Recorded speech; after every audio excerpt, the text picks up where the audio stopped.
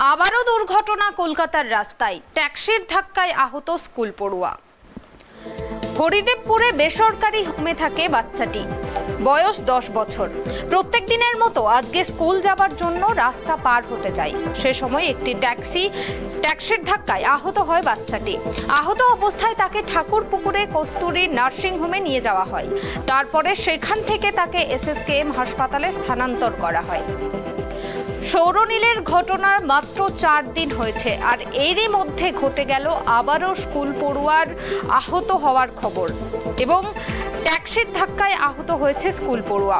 জানা যাচ্ছে বাচ্চাটির বয়স 10 বছর। সে হরিদেবপুরে বেসরকারি হোমে থাকে এবং প্রত্যেক দিনের মতো আজকেও সে স্কুলে যাবার জন্য রাস্তা পার হতে যায়। সে সময় একটি ট্যাক্সির ধাক্কায় আহত হয় বাচ্চাটি। আহত অবস্থায় তাকে ঠাকুরপুকুর কস্তুরী নার্সিং হোমে নিয়ে যাওয়া হয় এবং তারপরে সেখান থেকে তাকে SSKM হাসপাতালে স্থানান্তর করা হয়।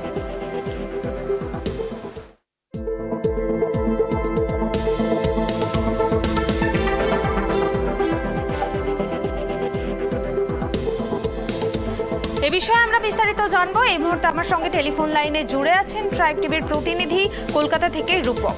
রূপক, সৌরনীলের ঘটনা, বেহালায় যে ঘটনাটি ঘটেছিল তার কিন্তু 4 দিন মাত্র হয়েছে, আর এরই মধ্যে আবারও স্কুল পড়ুয়ার এরকম ট্যাক্সির ধাক্কায় আহত হওয়ার খবর। কি জানা আছে এই মুহূর্তে বাচ্চাটি কেমন আছে?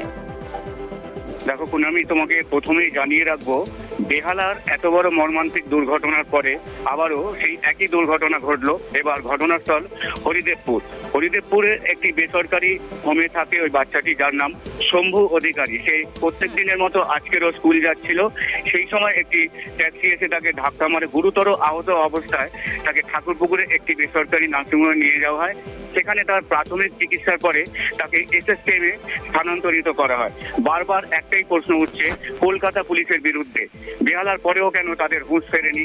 প্রত্যেকটা স্কুলের সামনে কেন সিভিক ভলেন্টিয়ার বা পুলিশ থাকে না? এই প্রশ্নটা স্থানীয়দের তরফ থেকে বারবার করা হচ্ছে। বাচ্চাটির বয়স 10 বছর। সে রাস্তা পার হতে গিয়েছিল, সেই সময় একটি ট্যাক্সি ধাক্কা মারে। কেনই বা এই ঘটনাগুলো ঘটছে? কলকাতা পুলিশ এই দায়িত্বগুলো কেন নিচ্ছে না? এমনটাই প্রশ্ন বারবার উঠে আসছে। পুনামি, ধন্যবাদ রূপক।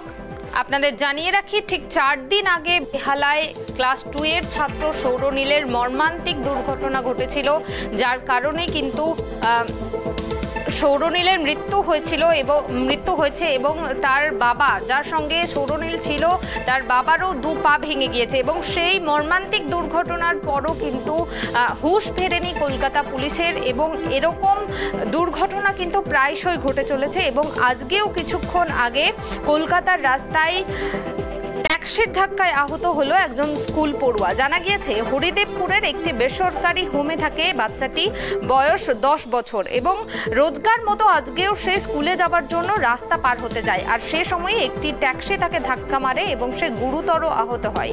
আহত অবস্থায় তাকে প্রথমে কস্তুরী নার্সিং হোমে নিয়ে যাওয়া হয়, তারপরে সেখান থেকে তাকে SSKM হাসপাতালে স্থানান্তর করা হয়, এবং এই মুহূর্তে SSKM হাসপাতালেই বাচ্চাটির চিকিৎসা চলছে।